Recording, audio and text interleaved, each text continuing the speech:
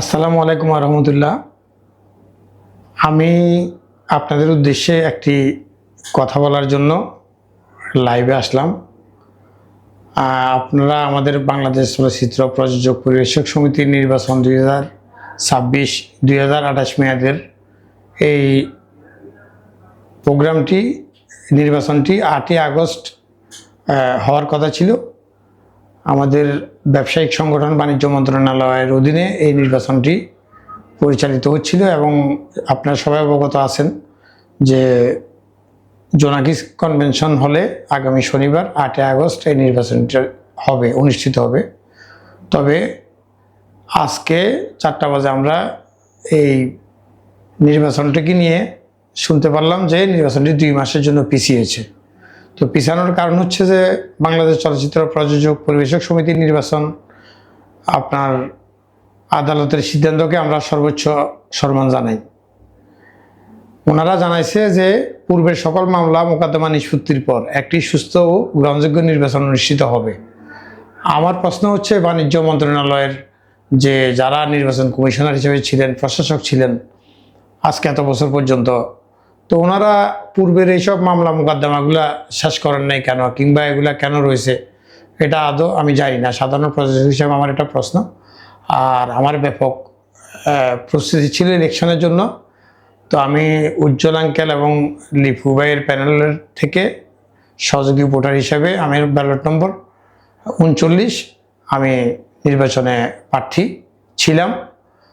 যাই হোক, এখন যেহেতু আদালত এই সিদ্ধান্তটা নিয়েছেন 2 মাস পরে ইলেকশন হবে, আমরা আদালতের সিদ্ধান্তকে স্বাগত জানাই। আমরা আদালতের সিদ্ধান্ত অনুযায়ী পরবর্তী নির্বাচন শিডিউল হলে আমরা উক্ত নির্বাচনে অংশগ্রহণ করব।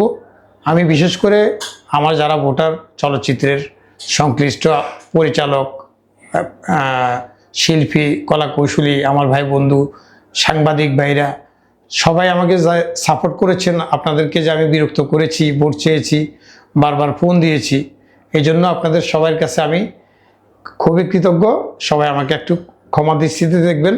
যদি পরবর্তীতে ইলেকশন করি অবশ্যই আবারও বিরক্ত করব। তবে আমি 2010 সাল থেকে দেখতেছি চলচ্চিত্র প্রযোজক সমিতির ইলেকশন মানেই যেদিন ইলেকশন হবে তার একদিন আগে এটা বন্ধ হয়ে যায়, মামলা হয়। এটার নেপথ্যে কি স্থগিত হয়ে যায়। 12 সালেও দেখছি, 16 সালেও দেখছি, 19-এও দেখছি। তা আসলে এটা নেপথ্য কি, এখানে কি আছে, এটা একমাত্র আল্লাহ পাক জানে। আমি আসলে জানা নাই।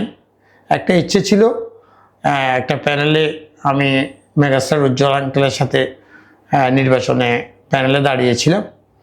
তো যেহেতু স্থগিত হয়েছে, আপনাদেরকে আমি বিরক্ত করেছি, আপনাদের সবার কাছে আমি ক্ষমা প্রার্থী। আপনারা আমাকে ক্ষমা করবেন এবং আদালতের সিদ্ধান্ত অনুযায়ী যখন পরবর্তী শিডিউল দেয় ওই সময়ে নির্বাচনীয় পরিবেশ থাকলে, আসলে সত্যিকারই যদি একটা নির্বাচন গ্রহণযোগ্য নির্বাচন হয় তাহলে হয়তোবা অংশগ্রহণ করব। আর না হয়তোবা আজকের পরে এই নির্বাচন আমার জন্য চলচ্চিত্রের নির্বাচন সমাপ্ত, এটাও হইতে পারে। তো আপনারা আমার জন্য দোয়া করবেন। সবাইকে আমি শুভেচ্ছা, অভিনন্দন এবং আমার ড্রিম আনলিমিটেডের পক্ষ থেকে, আমার লেক ভ্যালি ফ্লাওয়ার সিটির পক্ষ থেকে আন্তরিক অভিনন্দন এবং শুভেচ্ছা জানাচ্ছি। আসসালামু আলাইকুম রহমতুল্লাহ।